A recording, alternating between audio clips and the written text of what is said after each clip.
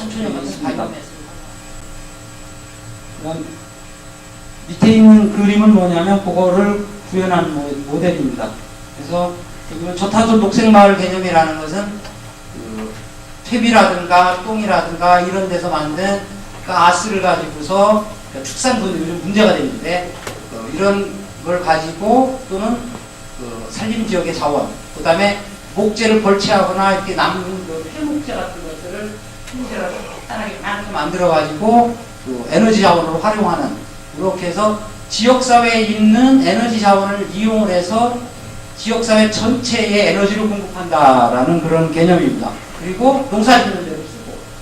그러니까 농민들이 지금 뭐냐면 그 석유가 오르면 상축값이 오르고 고생을 하는데 그런 일 없이 지역사회의 에너지를 가지고 농사 짓는 것까지 다 해결해 주겠다. 이 개념의 단지를 전국에 600개를 만들겠다라고 이렇게 얘기를 하고 있습니다. 최종적으로는 제로 에너지로 가겠다라는 목적을 두고 있고, 형태도 도시형부터 해서 아까 말씀드린 지역사회 맞는 형태의 모델을 구현을 하겠다라고 이렇게 하고 있습니다. 이것은 재밌는 산촌지역, 아까 산촌형이었습니다. 산촌지역에 뭐냐면 숲과 결합한 그 탄소 제로 주택을 만드는 그런 개념입니다. 이것은 일본의 유살이라는 그 지역에 있는 모델을 우리가 가져온 그런 모양입니다. 그래서 결국에는 뭐냐면 이러한 친환경성 문제는 우리한테 반드시 근본적인 문제로 다가올 거다. 다만 기후변화도 지역적으로 차이가 발생을 할 거기 때문에 이러한 지역적 차이를 고려한 맞춤형 주거환경이 앞으로 각광을 받을 수밖에 없다라고 하는 겁니다. 근데 문제는 기후변화의 영향도 지역적으로 차이가 있다라는 건데, 이 그림은 뭐냐면 우리나라에서 나타나는 일종의 그 이상기후형 큰 자연재해를 보여주는 겁니다. 우리가 잘 알고 있는 이쪽 지역은 비가 많이 오거나 눈이 엄청나게 많이 오는 지역입니다. 이쪽 지역은 주로 괴질들이 많이 나타나는 지역입니다. 호남 지역은. 그러면은 주택이 지금 표준형 아파트로만 공급을 하고 있는데 이쪽 지역에 공급하는 주택과 이쪽 지역에 공급하는 주택이 다를 수밖에 없을 거다. 작은 나라임에도 불구하고 전혀 다른 형태의 기후변화 영향을 보인다는 겁니다. 그래서 그 다음에 각 지역에 맞는 자연에너지도 다 다릅니다. 어느 지역은 조력이나 풍력이 우세한 지역이 있고, 어느 지역은 지열이 우세한 지역이 있고, 어느 지역은 태양력이 우세한, 태양광이 우세한 지역이 있습니다. 그 조건을 맞춰서 주택을 다 짓게 하고 있다. 그래서 지금 우리나라에 뭐를 진행을 하고 있냐면 전국에 태양 일조량이 어느 정도 있는가 지역별로 그것을 다 지도하는 작업을 합니다. 일조량이 지역별로 어느 정도 되냐. 그럼 여러분이 주택권 사업자라면 아무데나 대고 태양광 주택을 짓는 게 아니죠. 전국에 있는 일조량 지도 다 조사를 하고 있고, 그 다음에 바람길까지 다 조사를 하고 있습니다. 지도로 만드는 작업들을.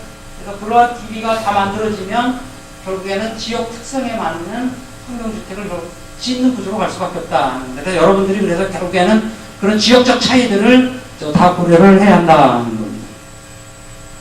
그 다음에 또 하나, 두 번째로 중요한 건 기술 공정에서의 아주 혁신인데, 통상 기술 혁신이 일어나게 되면 맞춤형 다품종 생산 방식으로 주택 생산 방식이 바뀐다. 지금까지는 우리가 대량 생산, 대량 소비형 주택을 지었다면 앞으로는 개인 기호에 맞는 맞춤형 주택 형태로 갈 수 있도록 건축 기술도 혁신적으로 발전을 한다라는 것을 의미하는 겁니다.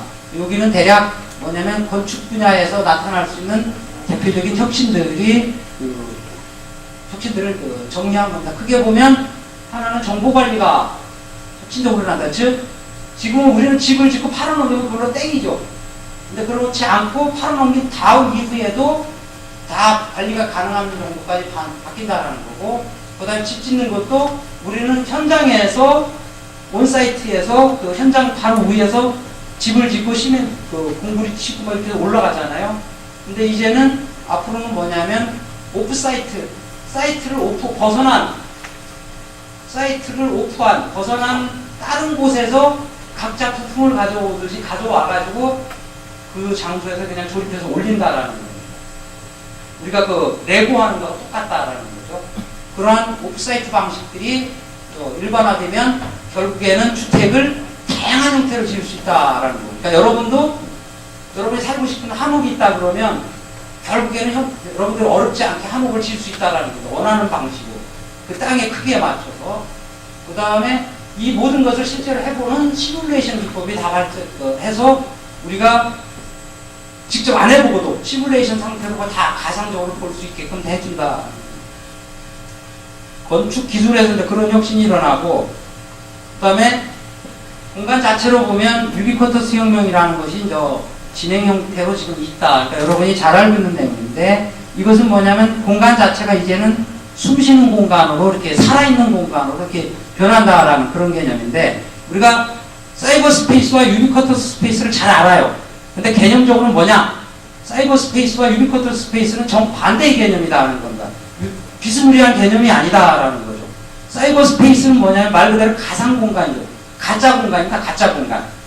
가짜 공간에 컴퓨터상에 가짜 공간을 만들어 놓고 현실에 있는 생활들을 그쪽으로 옮기는 방식입니다.